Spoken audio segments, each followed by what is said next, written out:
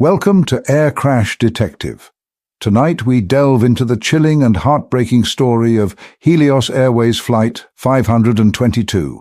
On August 14, 2005, what began as a routine flight from Larnaca, Cyprus to Prague, Czech Republic, with a stopover in Athens, ended in a tragic disaster. The Boeing 737-31S crashed into the hills near Grammatiko, Greece, after a catastrophic loss of cabin pressure incapacitated the crew and passengers. All 121 people on board lost their lives. Join us as we explore the sequence of events that led to this aviation catastrophe and uncover the critical lessons learned. On August 14, 2005, Helios Airways Flight 522 departed from Larnaca International Airport in Cyprus, destined for Prague with a scheduled stopover in Athens.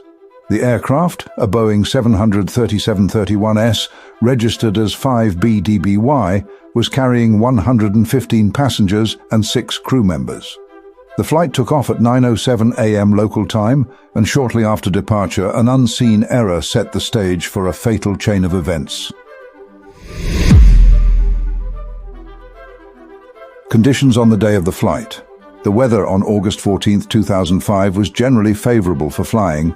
The skies were clear with good visibility around 10 kilometers, and there were light winds from the northwest at approximately 5 knots. Temperatures were typical for a summer day in the Mediterranean, hovering around 30 degrees Celsius, 86 degrees Fahrenheit. The atmospheric pressure was stable, with no significant weather disturbances or adverse conditions reported along the flight path. The clear skies and mild wind conditions meant that the pilots had excellent visual references during takeoff and initial climb. There were no reports of turbulence or other weather-related factors that could have complicated the flight. These favorable conditions contributed to the routine nature of the initial ascent, making the subsequent events all the more surprising and tragic. The benign weather conditions also meant that air traffic control operations were running smoothly, with no delays or complications. In essence, the environmental factors posed no threat to the flight, highlighting that the disaster was rooted in human and mechanical failures rather than external weather influences. The lack of challenging weather underscored the severity of the internal failures that led to the catastrophic outcome. The aircraft, Boeing 737-31S. Helios Airways Flight 522 was operated by a Boeing 737-31S, a reliable and widely used model in commercial aviation. Model Boeing 737-31S, part of the classic series of the 737 family. First flight, December 29, 1997. Capacity, configured to carry up to 148 passengers in a single-class layout. Maximum altitude, capable of reaching up to 37,000 feet. Range, approximately 2,060 nautical miles. Engines, equipped with 2 CFM International CFM 56-3B1 turbofan engines, each providing about 20,000 pounds of thrust. Despite its robust design, the aircraft's systems would be put to the test under the dire conditions that followed. The airline and its crew. Helios Airways, a small Cypriot airline, had been operating since 1998, serving regional destinations with a modest fleet of Boeing 737 aircraft. The airline had a relatively good safety record, but the disaster of Flight 522 would reveal critical flaws in its operational procedures. The crew of Flight 522 included Captain Hans-Jürgen Merten, age 58, with over 16,900 flight hours, including more than 5,200 hours on the Boeing 737. First Officer Pampos Charalambous, age 51, with over 7,500 flight hours. Cabin crew, 4 experienced flight attendants responsible for passenger safety and service. Despite their experience, the crew faced an unprecedented emergency that ultimately led to the disaster. Flight departure and initial ascent. Flight 522 took off from Larnaca International Airport at 9:07 a.m. local time, heading for Athens. The initial phase of the flight was routine, with the aircraft climbing steadily to its planned cruising altitude of 34,000 feet. The weather was clear, and the experienced crew managed the ascent without any issues.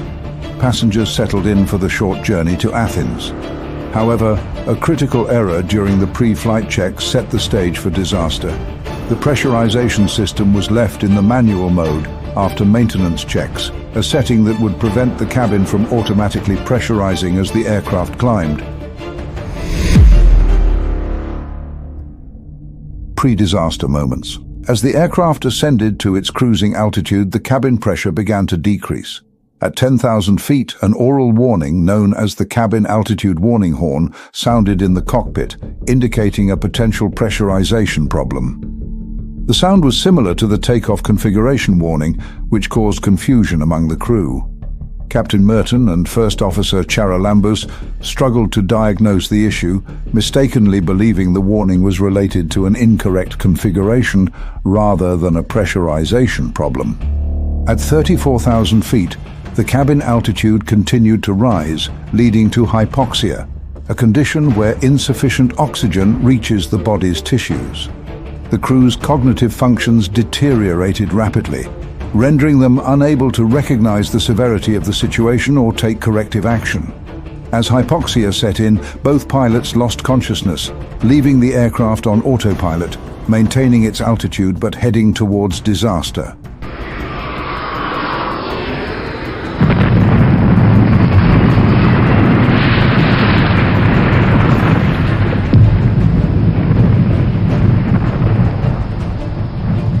Pilot and air traffic control communication.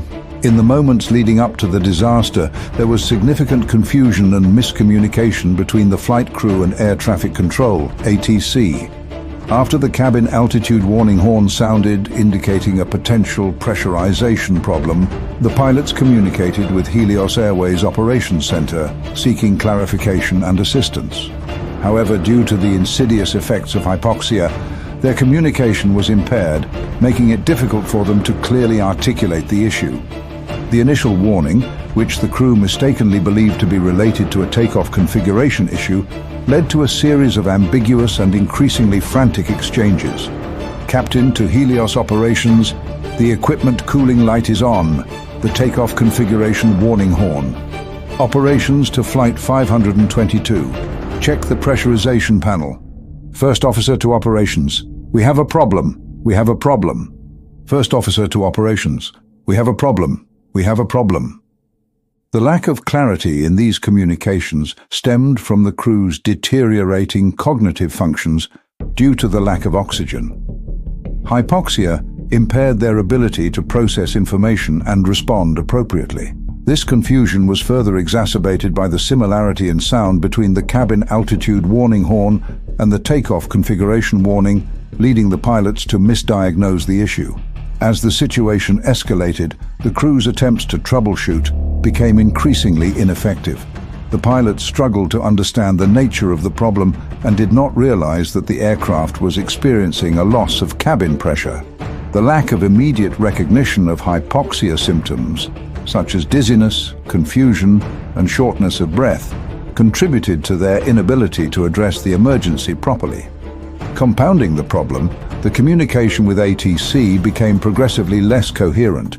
As the aircraft climbed to higher altitudes, the reduced oxygen levels further impaired the pilot's cognitive abilities.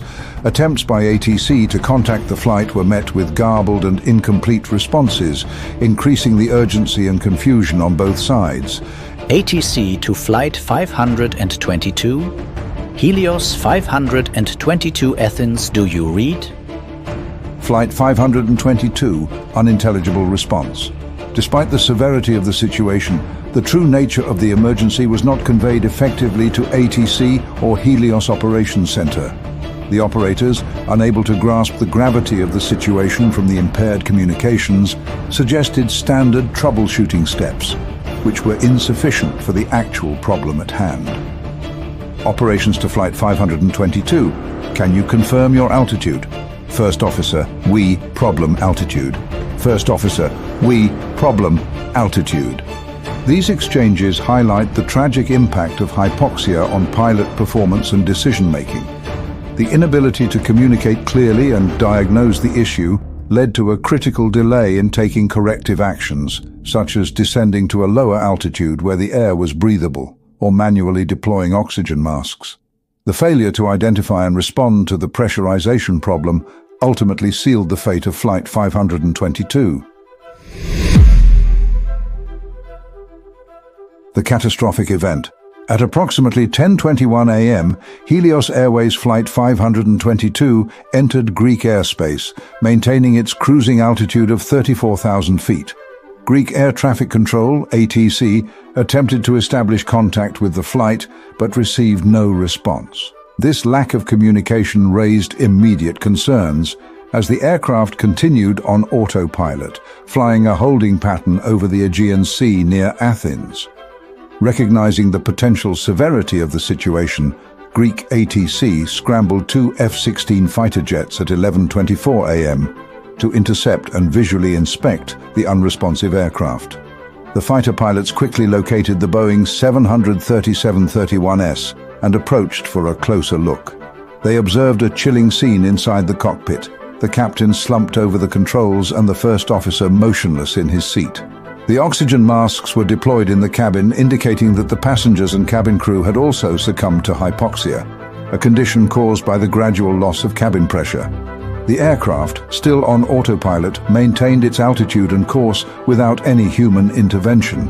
The F-16 pilots attempted to signal the Helios flight crew through maneuvers and visual signals, but there was no reaction from the cockpit or the cabin, confirming that everyone on board was incapacitated. As the flight continued, the situation became increasingly dire. At 11:49 a.m., the aircraft's right engine flamed out due to fuel depletion. This event triggered the autopilot to disengage, causing the Boeing 737-31S to start descending.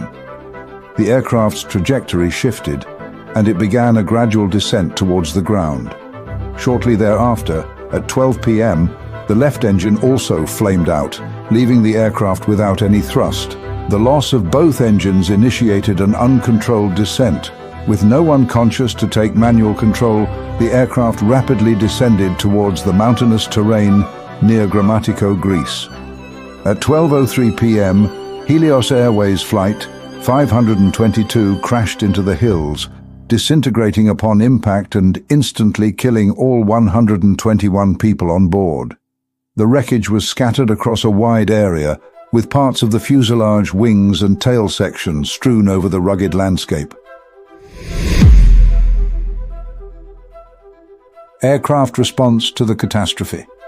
The Boeing 737-31S, despite its advanced design and multiple safety features, was unable to compensate for the critical error of the pressurization system being set to manual. The gradual depressurization of the cabin led to the incapacitation of both pilots and the passengers. The aircraft's systems functioned as designed, maintaining altitude and course on autopilot, but without human intervention, it continued its doomed flight path. Investigators found that the pressurization panel was set to manual, a crucial detail that had been missed during the pre-flight checks. This oversight, combined with the crew's failure to recognize the warning signs of depressurization, led to the tragic outcome. The flight data recorder, FDR, and cockpit voice recorder, CVR, provided clear evidence of the crew's struggle to understand the nature of the problem, as their cognitive abilities were compromised by hypoxia. Crew and passenger final moments. The final moments of Helios Airways Flight 522 were marked by confusion and helplessness. The cabin altitude warning horn first sounded at around 9:37 a.m., but the crew's attempts to troubleshoot the issue were hampered by the effects of hypoxia. As the aircraft continued to climb, the oxygen levels in the cabin dropped further, leading to the incapacitation of both pilots and the passengers. The cabin crew, realizing something was wrong, attempted to use portable oxygen bottles, but their efforts were in vain as the hypoxia took hold. Passengers likely experienced disorientation, dizziness, and eventually loss of consciousness, as the oxygen levels plummeted. The aircraft continued to fly on autopilot for over an hour, with all on board incapacitated. The two Greek F-16 fighter jets intercepted the aircraft at 11:24 a.m., observing the motionless crew and deployed oxygen masks. Despite their presence, there was nothing they could do to prevent the inevitable crash. The aircraft's engines flamed out at 11:49 a.m. and 12 p.m. respectively, leading to a rapid descent. At 12:03 p.m., Helios Airways Flight 522 crashed into the hills near Grammatico, ending the lives of all 121 people on board. Impact, aftermath and reforms. The crash of Helios Airways Flight 522 highlighted critical vulnerabilities in aviation safety, particularly regarding crew training and aircraft maintenance procedures. The investigation, led by the Hellenic Air Accident Investigation and Aviation Safety Board, AIASB, concluded that the disaster was caused by the crew's failure to set the pressurization system to automatic during pre-flight checks and their inability to recognize and respond to the cabin altitude warning. The report recommended several key reforms: enhanced crew training, improved training for recognizing and responding to depressurization events, standard operating procedures, stricter adherence to pre-flight checklists and procedures, maintenance practices, regular audits of maintenance procedures to ensure compliance with safety standards. Cabin safety, improved procedures for cabin crew to respond to pressurization issues.